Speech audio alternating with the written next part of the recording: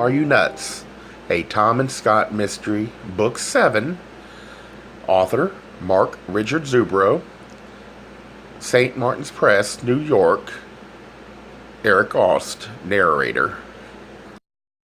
Chapter 6. I drove to Zachary Taylor Elementary School to find Seth O'Brien, author of the Nasty Diatribe. I found him sitting at his desk, writing on a sheet of legal-size paper. He wore baggy shorts and a t-shirt that reached to mid-thigh. His room was decorated with cheery, bright posters of cuddly animals, and the alphabet marched across the top of the front of the room. White letters on a green background. One bulletin board had a smiling Mr. and Mrs. Times tables. He looked up as I walked in. I said, "I saw your flyer about the election." I held it up in my hand. What did you do? Talk to me, then run to your computer? You might have waited. I hadn't talked to your opponent yet. I knew you weren't going to support me. I saw no reason to wait. I put the notes in the high school mailboxes last night, before the meeting, and in the elementary schools early this morning. I thought of taking them out of the mailboxes after I heard about last night's unfortunate accident, but it was too late by then. People had started to read them. Anyway, they aren't about Jerome. You don't think it was a little harsh? I don't know what you're talking about. I don't like your tone. You don't sound very professional. Why are you taking this so personally? You print and distribute a personal attack on me, and you accuse me of being unprofessional. You don't expect me to take a personal attack personally. Are you nuts? This is just the kind of thing I was talking about. You're being much too confrontational. So has Kurt and the union. You mean you get to say something outrageous, untrue, and totally stupid, but if I say anything, I'm confrontational. Do you have the slightest logic circuit in your brain? Why should I bother to fight with you? I'm going to win the election now. How convenient for you. How dare you? The police are at the high school. They're trying to get everyone who was at last night's meeting rounded up to interrogate. If I hadn't been running for union president, I wouldn't have been involved in any of this. I wish I hadn't gone to the meeting last night. I didn't ask for any of this. You don't sound heartbroken about Jerome's death. It's a horrible thing. How can you presume I'm not upset about his death? I taught in the same district as he. I thought you said you weren't going to the meeting. I changed my mind. Where were you after the meeting last night? I beg your pardon. What time did you leave? Did anybody see you go?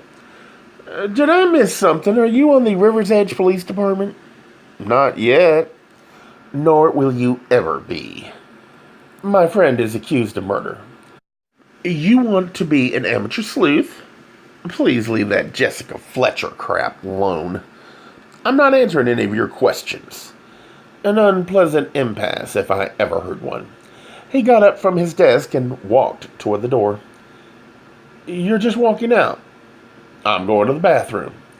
In the middle of a conversation? He simply left. I hunted down the new head custodian in the district, Robert Tusher.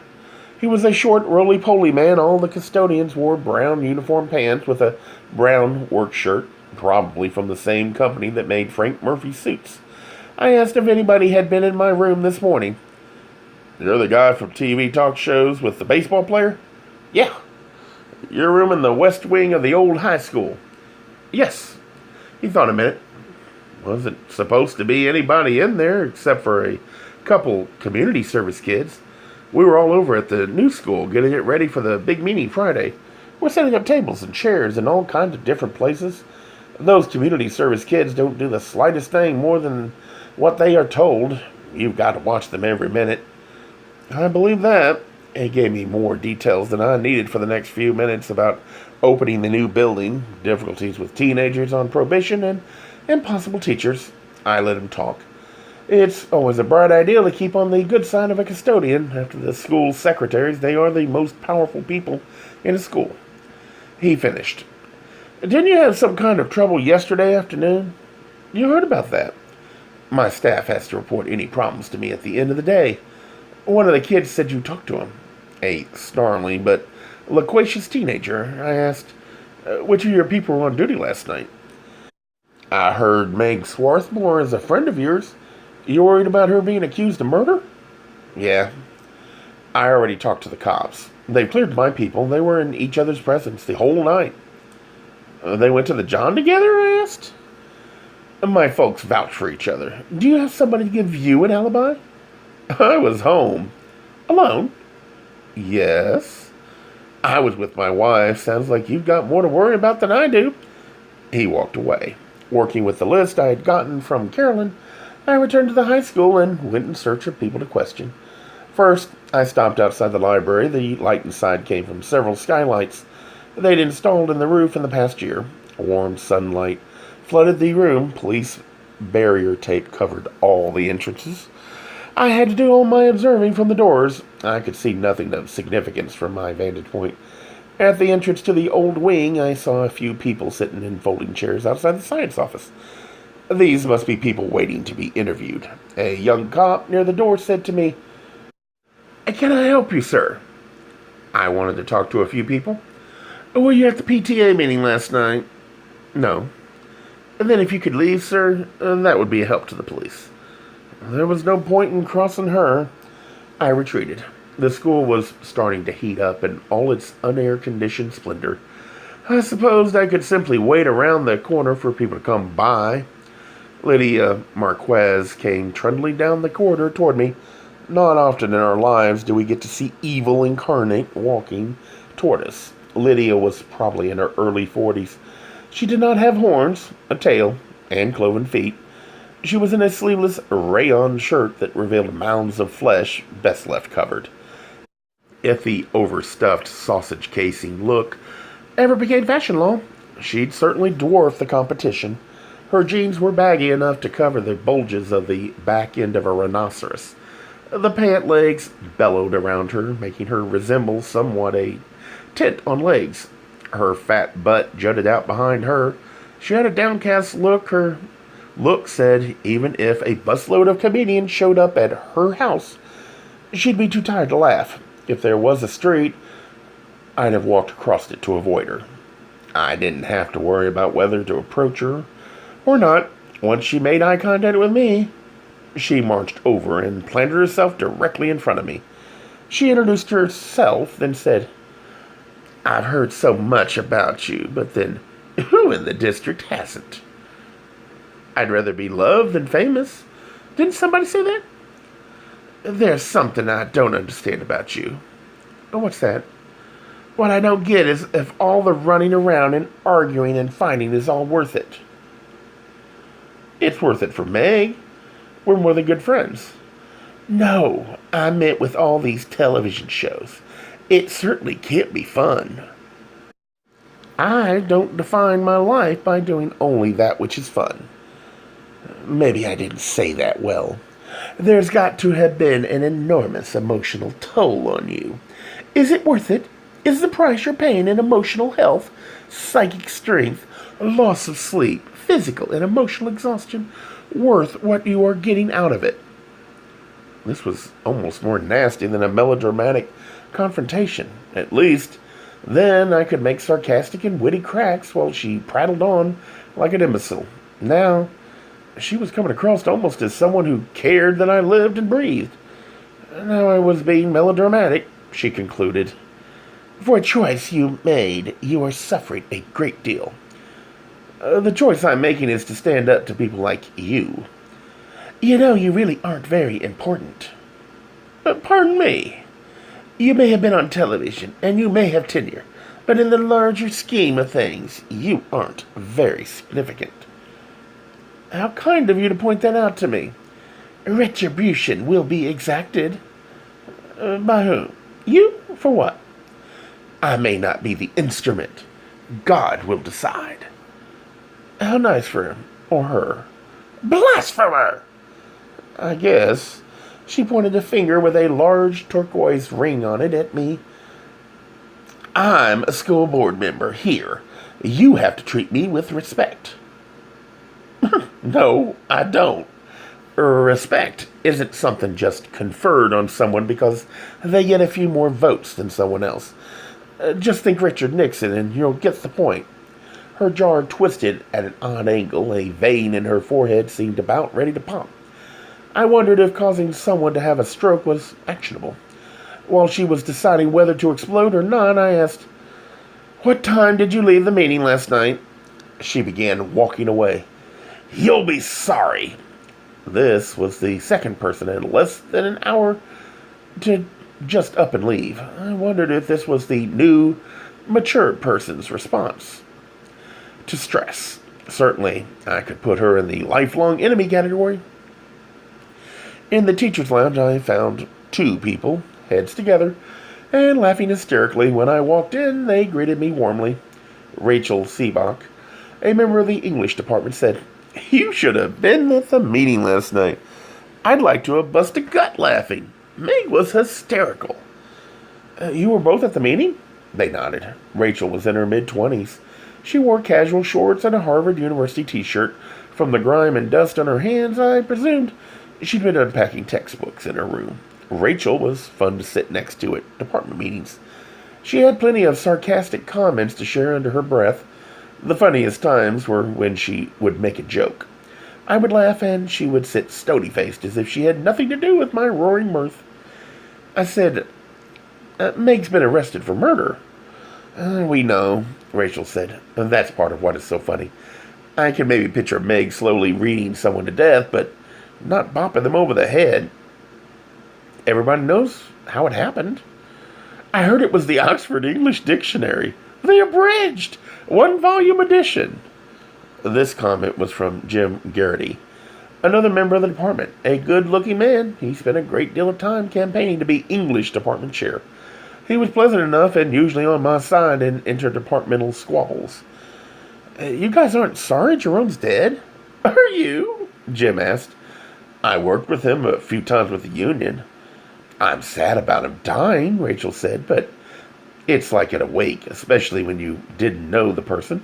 Laughter helps sometimes, and Meg was so funny last night." I put some quarters in the pop machine, got a soda, and sat down at their table. I said, "I wish I'd been there. What happened?" "Well," Rachel began. "First, one of those religious right people got up and said we should start the meeting with a prayer and saying the Pledge of Allegiance." Jim continued. Lewis Johnson just gave a weak smile and said he guessed it would be okay before anybody could object or say something intelligent. There we all were, standing up, praying and pledging. "Lewis is a waste of good breathable air," Rachel said. Before Amelia Gregory could get halfway through her opening statement, Lydia Marquez stood up and said she had a point of order. Poor old Lewis never had a chance. Before long, both sides were shouting to be heard. Carolyn Blackburn finally took control. That helped keep things sane, but it didn't keep people from saying some pretty nasty stuff. Jim put in, "While Meg was giving her talk at the lectern, one of them walked up with a Bible and waved it in front of her. All Meg said was, 'It would help some if you were literate enough to read that.'" "Did anyone see Jerome leave?" "We've been trying to figure that out," Jim said. "Each of us has been in to talk to the cops. They told us not to discuss it among ourselves, but this is the biggest thing to happen in the school in ages. We're curious, too." "As near as we can figure," Rachel said. "He left about the time the voting began." Jim nodded. He added, "We know for sure he didn't come back and wasn't there for the announcement of the results." "They talked about you a little," Rachel said. "That didn't get far," Jim said. "They can't just take off after a teacher at some PTA meeting. A lot of the teachers lined up to talk after that. Their side could barely get a word in edgewise. We've got to protect our own." "Who left when?" "Hard to remember," Rachel said. Lewis Johnson announced the vote, so he was there at the end. A lot of people were still around. There wasn't an organized exodus. I said, "The police must be keeping a huge chart on who was where and when." "Maybe not," Rachel said. "They've got their suspect. When they talked to me, they seemed to be more interested in confirming what they already knew. If I were you, I'd be suspicious of everyone." Jim said, "To save you the embarrassment of asking, Rachel and I left the meeting together. We stopped at Olintha's sports bar in Orland to get something to eat. We left about midnight." "Thanks," Rachel said. "What's really tough to figure out is who comes under more suspicion, those who left or those who stayed." I said, If they left the room before Jerome, they could have simply waited for him and lured him away. If they left after him, they might have caught up with him. Either way, the killer could have come back to the room afterward, and no one would have been the wiser. They'd never be able to pin the time of death down that closely, so that a minute-by-minute analysis of movements is going to help. Does anybody know why Jerome left the room? Rachel asked. He could have simply been going to the bathroom, Jim said. There are washrooms between the gym and the library, I said. He had to be going out of his way, and there had to be a reason. Maybe he was meeting someone. Trysting in the library stacks, Jim said. You'll be disappointed to know that nobody came to the meeting covered in blood and gore. I'd have noticed. Nobody acted suspicious. Rachel asked, how is Meg holding up? I haven't been able to talk to her. I needed to call Todd and check on his progress with getting Meg bail. Jim asked, what was it like being on those television shows? More exhausting than I ever thought it would be. Beatrix Zuri burst into the room. Isn't it awful about Meg and Jerome? She gasped. She stood in front of me holding a calibrated thermometer in her hand. We all nodded and murmured at her. I can't believe something like this would happen in our district. Can you imagine? Are any of us safe? Are they going to take action to protect us? I hadn't thought to ask, I said. Well, you should. There's a murderer on the loose. You've got to do something. I'm going to prove Meg innocent. Beatrix rounded on me and held out the thermometer. I presume you're going to file a grievance about the lack of air conditioning. I just checked 17 different rooms. Mine is over 89 degrees, Jim said. I sure wish the union could do something about the heat. It's going to be miserable with these kids in here. Most of the faculty are bringing fans from home. How can the kids learn anything with the heat engulfing them? It's like trying to teach underwater, Rachel added. Can't you do something? They won't let us take them outside anymore, Jim said. Yes, Rachel said. One parent complained last year that her child wasn't learning because they took them outside one day for one class period. One parent complaining in the River's Edge School District was enough to start an avalanche of administrative panic. What are you going to do? Beatrix demanded. She looked triumphant. Finally, she'd picked an issue that would have broad public support. If you don't get satisfaction from the administration, you should call the Occupational Safety and Health Administration, Rachel suggested. They can file suit and make them fix the air conditioning. Everybody always wants to help, I said. They can investigate if the administration can show they're making a good faith effort. To fix things, OSHA won't do anything. Is the administration trying to fix this? Beatrix asked. I don't think so. You'll have to do something. It isn't just me complaining. Everybody is upset. I'll get on it, I said. It's about time. Beatrix, what time did you leave the PTA meeting last night? I asked. I left early. No one was interested in listening to me. I went to the hardware store to buy this thermometer. Anybody see you leave? I don't need to check my movements with anyone. You will find the time in my receipt from the hardware store. Then I went home. I've told you and the police as much as I wish to about the meeting. Beatrix stalked out. Rachel said, in the Moron Olympics, Beatrix would win all the gold medals. That woman needs a personality transplant. I said, she'd probably get a donor who was a serial killer. We'd be better off, Rachel responded. Sure wish you could do something about the air conditioning, Jim said. My room is in that odd corner between the old and new wings. It is totally ghastly. That was one of the main things about being a union official. There was always another person with a new problem to be solved immediately. I went in search of heat relief and suspects. I stopped in the office. Georgette wasn't in. Edwina was going through some files on the counter. She wore black horn-rimmed glasses and a pantsuit, the color of a cafe latte heavy on the cream. I said, can we fix the air conditioning? Fat chance. Her attitude toward me was kind of weird. At times, flippantly sarcastic, as if she were willing to dare me to try to get something changed. I asked, can you say OSHA? You wouldn't. I would and can. She shook her head. We're doing everything we can. When did that start? I heard it wasn't going to be fixed.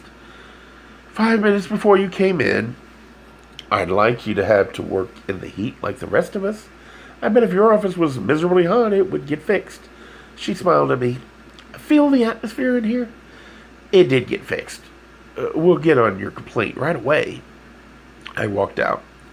Edwina was good at telling lies to your face. There must be a course on the graduate level called bald-faced lying for administrators. I had no doubt Edwina had gotten an A. I used the phone in the English office to try to find out Meg's status. Frank Murphy wasn't in. Todd's secretary said he was still in River's Edge. There was no answer at Meg's. Out of perversity, I decided not to call OSHA right then. I know it's immature, but I felt hard-pressed, and not calling immediately was my little way of rebelling, as if it made some kind of big deal difference. In the corridor near the line of people waiting to be questioned by the police, I spotted Mavis Lukachevsky. She beckoned me over. I followed as she led me into an empty classroom. "What's up, Mavis?" I asked. "Georgette gave me the address of Byron Quigley, that man at the meeting dressed in the battle fatigues." She handed me a slip of paper with a name and address on it. "Thanks. He really frightened me. I think he was armed. A concealed weapon? If anyone would have one, he would." I examined the paper she gave me. "He's the owner of a feed store." "Yes, he comes from a very prominent family. They've lived in the district a long time." She handed me a file folder with several pages of copies in it. "What's this?" "Georgette told me I should give them to you. She said you would never tell the superintendent." "Carolyn won't find out from me. Thanks for your help." "Thank Georgette. Not only are all the secretaries making the calls we're supposed to make, we're finding out information and passing it on to her. She likes Meg and you a lot. You're nicer than the other union people who call the district office. You're polite and never make impossible demands."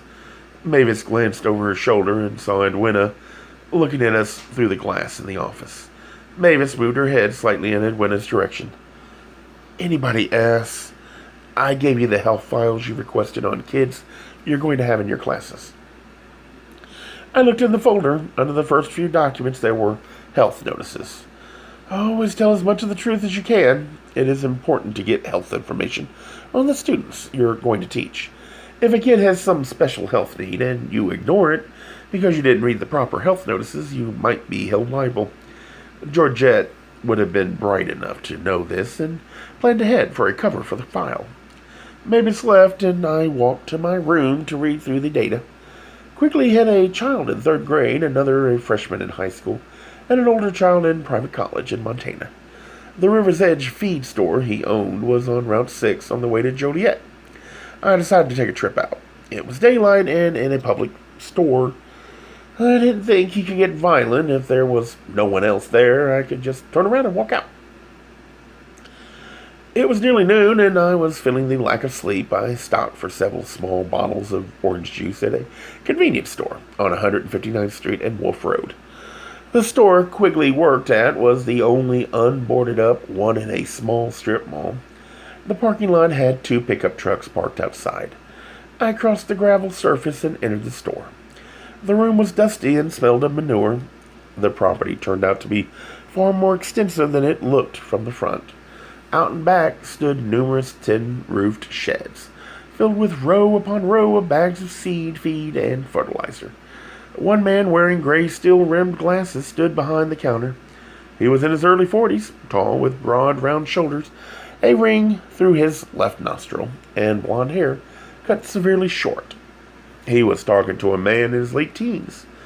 This guy wore dusty blue jeans, a white t-shirt with a beer company logo, and cowboy boots. As I approached, I heard them talking about the possibility of rain.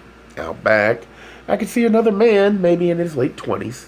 He was strolling down the aisles, looking down at the bundles and bags. The man behind the counter nodded at me. He finished his conversation with the young man and rang up his purchases. The youth called to the other man, and they left. He turned to me. "Hey, can I help you? Are you Bjorn Quigley?"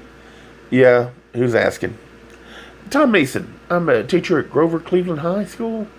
There was a murder at the school last night. You spoke at the PTA meeting? I sure did. I know who you are now. I haven't seen you on television, but I know your name. How come you went to the meeting? I live in River's Edge and teach part-time at the school. What happens there concerns me. People have to speak up for what they believe in. Local elections are what's important. That's where the real direct effect on our lives is. I keep trying to convince my friends that they have to pay more attention to who's in charge locally. They're the ones who raise our taxes. I was told you made a lot of strong statements. My beliefs are based on the Bible and common sense. What beliefs are those? Less government intrusion in our lives, less taxes, less welfare, less giveaways, the government being given back to the people. I was tempted to ask which part of the Bible are those in. Did I want to debate or did I want to solve the murder? Did I really care that much what he believed? What time did you leave the meeting last night? Precisely 7 minutes after 10. They had just announced the results of the election. I was pleased. I walked out with 3 friends. Would you like me to get them together to talk to you? Not really, but the police will have to check it out. I can handle that. I was sure he could. I left. Gay Mysteries audiobooks. I think it is easy to hate a label, but a face humanizes the word. So this effort is twofold. To offer comfort to those like myself that your world didn't end because you don't fit into the view of acceptable society on both sides. And in hopes of helping those with family that are LGBTQ, that it doesn't mean we are aliens from the child they once knew. Reassure them so they can maybe be supportive at the same time, being true to their values.